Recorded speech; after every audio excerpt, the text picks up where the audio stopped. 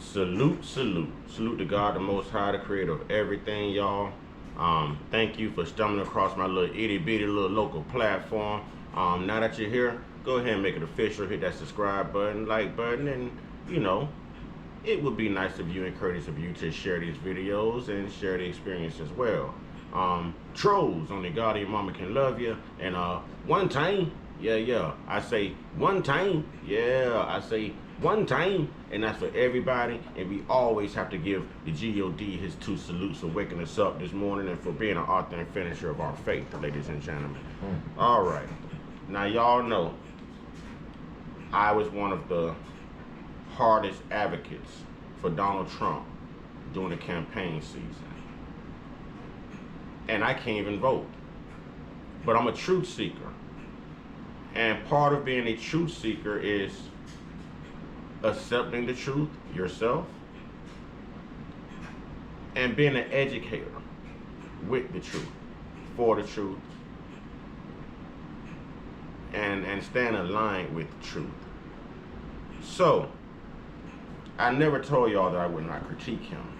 I heard something this morning I was not happy about. There's a lot of racial injustices going on, not just in this country, but across the world right now. And I just want to address something, because if it's one thing I don't like, is dishonesty, mistruths, and giving people a false perception of a shifted reality, a reality that one creates to keep from holding themselves accountable. Okay, so let's listen to Donald Trump on white Africans, coming here to America. All right, white African refugees, while others wait. And this is the Amazing Lucas on YouTube. All right, let's check this out. Backup for the racism going on in this country. And this is exactly what Trump said he was going to do. If y'all remember, I was screaming from the rooftops. I was like, this man is on a different time. He's marching to a different beat. He's talking about how there's an anti-white sentiment, and we got to stop this. Even in his speech, when they asked him about it, he was like, it's white people. Okay, I don't care about the races, but it's just white. I'm just saying. Before we get into this, we just heard him reference anti-white sentiment, okay? It's not an anti-white sentiment. I love everyone, and in no way, shape, or form is this video or the history I'm about to give you is it intended to make anyone uncomfortable. But I'm not going to filter myself in giving those truths. Okay, so I love everyone. We all get offended at some point, but the truth hurts. Okay, so it's definitely not a racial aspect here. This is just based on truth, being a truth seeker, a truth teller, and a historian, ladies and gentlemen, being accountable. Let's go. I don't care about the races, but it's just white. I'm just saying. Why are you creating an expedited path into the country for the hunters but not others? Because they're being killed. What? And we don't want to see people be killed. It's a genocide that's taking place that you people don't want to write about. But it's a terrible thing that's taking place, and farmers are being killed. They happen to be white, but whether they're white or black makes no difference to me. But white farmers are being brutally killed, and their land is being confiscated in South Africa. And the newspapers and the media, television media, doesn't even talk about it. If it were the other way around, they'd talk about it. That would be the only story they'd talk about. What? So he... Okay, and that's a lot to unpack right there. And it's all a shifted narrative. Now, please allow me to educate you. Just like America, just like Africa, just like Haiti, just like Jamaica, and there's other places I can keep going. Brazil was one. All right, there's lots of places that were colonized. These colonizers still have ancestors in place in and out of these parts of the different origins I just named. Okay, so what's going on right now in South Africa has been going on for at least 10 years, but now it's becoming serious because the indigenous people, the indigenous South Africans, those tribes, like the Zulu tribe and all those different tribes around the Madagascar area and everywhere else in South Africa, they too were oppressed. They too were made to be indentured servants. They too were victims of colonization. They too had land taken from them. They too were invaded, not only by the economical aspect of slavery, but for the resources as well. For the resources as well. And we have to throw in the religious wars that took place, ladies and gentlemen. Okay, you can go back to 1913 with this in South Africa. I do my research. Okay, they were colonized too. What am I getting at? Donald Trump, if you're going to say that this is evil, this is terrible, and their land is being confiscated, confiscated was a great choice of words, Mr. Trump, because yes, those Aboriginal people, those indigenous people of South Africa, just like the FBAs here in America, they're tired. They're tired of the injustice. They're tired of the colonization. They're tired of the prejudice. They're tired of being at the bottom of the totem pole. They're tired of working their butts off and having nothing when essentially everything there belongs to them and it was once confiscated from them through war. You know how they did in Europe back in the days. You know how the Dutch was. You know how the British was. We know they invade everything with the pow pow, with the pow pow. You know, we know. So no, these aren't innocent people. These are the people who have the DNA of the original colonizers who touched down in South Africa and took over, to the point to where South Africans couldn't even own their own land anymore. That's why you heard Donald Trump say their land is being confiscated, they're being unalived. This is genocide. But what about the genocide that took place when the colonizers arrived there and wiped out millions of tribal Africans there in South Africa? Let's be honest here. How many black people are really born in Europe? How many? There's going to be an overwhelming number of white brothers and sisters in Europe, just due to the origin alone. Origin alone. So you're thinking in Africa where it's essentially hot. You know, if you've got to put on suntan to go to the beach here in Florida, you're going to be putting on tubs of sunscreen in Africa because it's one of the biggest continents and it is closest to the equator. That's why it's so hot. South Africa, notice that they never ever really take over North Africa. South Africa, there's just something about oppression and colonization in the South, ladies and gentlemen. So these are relatives of recent oppressors that they're bailing out now because the EFF in Africa and those tribes are tired of coming second in their own continent. How dare you come over here and take over? How dare you subject us to this way of life, this standard, when this was ours before you arrived? Settlers. So if you're gonna tell it, tell the truth. And of course, America is going to bail out those white Southern Africans, African partakers or whatever you want to call them. Of course, America is going to bail them out because this is the help that America needs. America still operates on a certain prejudice as well. And without that prejudice, America wouldn't be the business that it is. Without that prejudice, America would not be the business that it is. There's hierarchy in everything, ladies and gentlemen, and there's truth in everything, okay? Now, originally I would have shared this on my screen, but I don't want any copyright strikes. You know, I don't want any copyright strikes.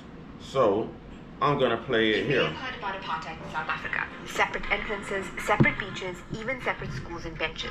Legislation restricted where you could go, who you could marry, and where you would live. But how did the country come to be ruled by racist laws which enshrined white supremacy?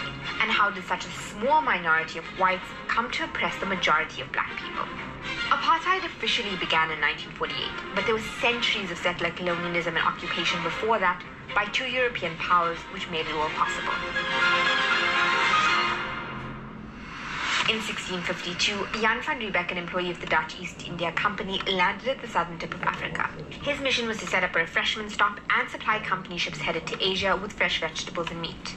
The Dutch grew the vegetables themselves, but began trading with the local people for meat, many of whom were Khoisan. But the relationship soured because the Dutch started grabbing land which did not belong to them, and encouraging Dutch farmers to move to the Cape. By 1657, the Dutch started allocating farms to European settlers in and around Cape Town. They became known as the Boers. European settlers that became known as the Boers. The Boers, B-O-E-R-S. I told you the truth hurts, and I love everyone. But if y'all want us to be accountable, you have to be accountable too. You know, don't sell this narrative of black people always being violent and being anti-white and an anti-white sentiment when it was the anti-black sentiment by certain white colonizers that got us to this point, ladies and gentlemen. It's just like saying, had Austin Metcalf kept his hands to himself, he would still be here. But most people aren't going to say Austin should have kept his hands to himself because they feel like they have that privilege, that right over us, to belittle us and denigrate us, to overlook us, to overshadow us, to rule over us, to have that authority over a said race of people.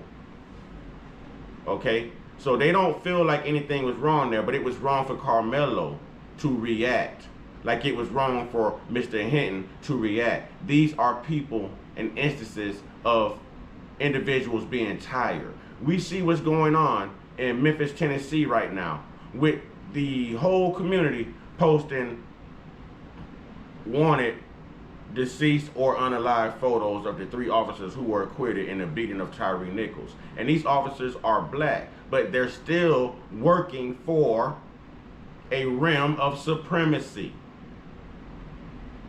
The realm of supremacy. Sure, we'll go ahead and get you off because you went out there and did the same thing that our forefathers would have done, and we didn't have to do it, and we don't have to face that persecution.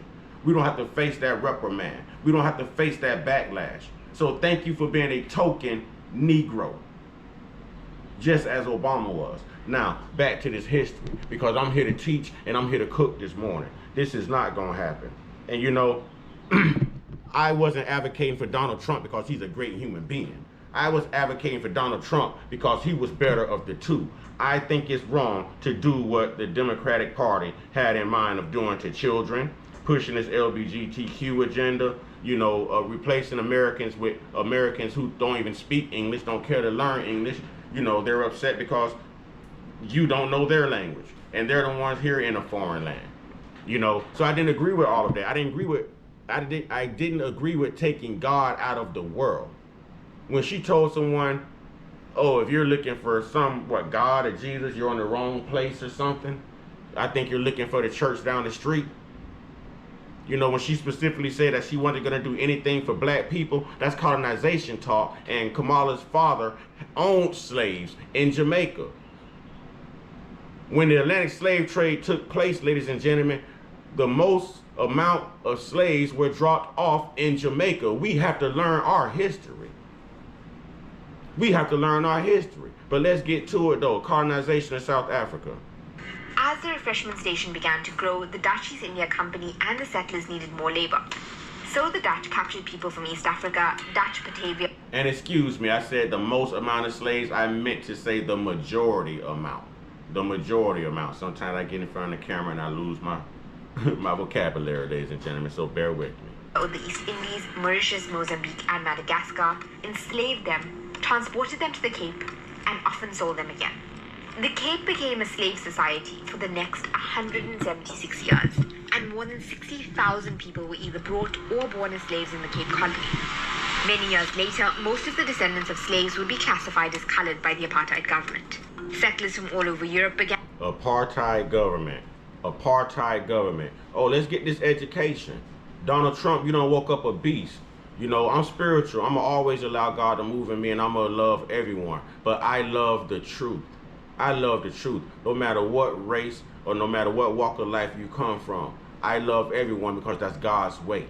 But it's Satan's way to lie and manipulate and persuade. You know, and this is what we're seeing. So allow the truth to be told. And to move to the Cape, including Germans and French Huguenots, and encroached on the Khoisan. But then the British arrived in 1795. And finally, in 1806, the colony was fully ceded to the British. The British then encouraged They arrived in 1795, and by 1806, they had already colonized South Africa. This is proof. This is why this is going on in South Africa. This is why this is going on. Ladies and gentlemen, y'all know that this is a majority black continent. You know. You know. Ladies and gentlemen, that's like me being born in China and calling myself a Chinaman. No, I just live here. I was born here. That don't make me a Chinaman. That make me a resident of China. My origin, my culture is always going to resonate with, you know, Afrocentric culture or Caribbean culture. You know what I mean? Or an American culture. It just depends. It depends. Just because you live there or you took something does not make you a culturalist. It does not make you of that origin. It does not make you a South African. We were hearing European, but before these Europeans were Americans, they were Europeans. Before we were Americans, we were wherever the hell they got us from, and some of us were already here. The same colonization took place in the United States. No matter where they touched down, they already had in their minds that they were going to attack every dark corner, country, continent of this world. To A, push Christianity. B, colonization. C, to make a commerce out of it, a way of life. Where do you think your stocks come from? What do you think was the original cattle?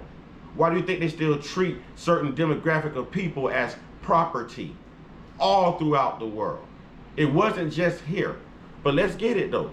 Let's get it, because Donald Trump, listen, you not gonna walk with this one, homie, and y'all not gonna spread this type of narrative. The British then encouraged their own settlers to move to the Cape Colony, and more than 4,000 of them arrived in the 1820s. Many ended up settling in the eastern part of the country and in Natal. The Dutch farmers were really unhappy about British rule in the Cape, and it led to the Great Trek, a movement of Afrikaners or Boers to the interior of South Africa in search of a free and independent homeland away from the British. And it led to the establishment of the Free State and the Transvaal. Except the new homeland was already founded and inhabited land. And the trek led to more colonialism and bloodshed for local people. For the next 100 years, the Boer and the British fought frontier wars against the Xhosa people, the Zulu, the Ndebele, the Bapedi, and the Basotho. Y'all didn't hear that? The Dutch people and the British people for years fought against South African tribes to take over their land, to take their farmland, to modify their way of life, to make it convenient for whatever agenda they were coming in with.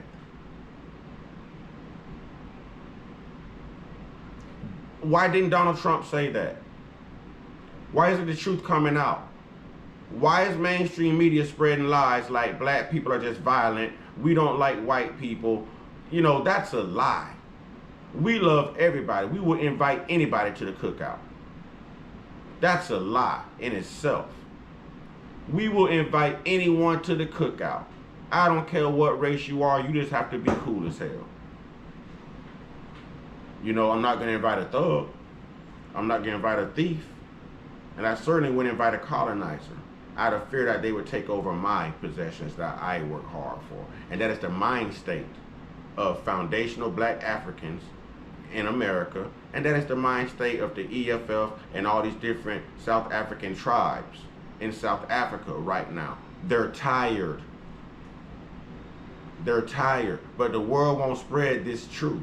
Ladies and gentlemen, I'll drop both of these links in the description box. We are not finna sit here and make it look like black people, you know what I'm saying, don't love white people, can't live around white people, or don't care for white people. That is a lie. Because I will tell y'all, until the day I close my eyes, it was not black America that helped me up when I was down and out. It was my white brothers and sisters from white America that helped me. So I know not all white people are racist. I know that not all white people are prejudiced. I know that not all white people think this way. But also understand that amongst certain white people, there's lots of whites, blacks, and everyone who don't know the truth. And that is why I'm here, ladies and gentlemen. So we're not gonna make this another race baiting situation. We're gonna show accountability. We can't erase history. Remember, history is just two words put together. His story versus ours, ladies and gentlemen. With that being said, y'all know what to do. Get your one-on-one. Get your one-on-one. Get your one-on-one with your higher power, man. There's only one God, and this world needs him. This world needs him. We need him. Open up and let God in, y'all. Open up and let God in. All right, y'all stay prayed up, stay blessed up, stay meditated up, stay protected, stay real, stay conscious, stay uncut, be inspired, be great, and through everything, be you. That's why you were chosen to be you in the first place. God had a plan. Ashe.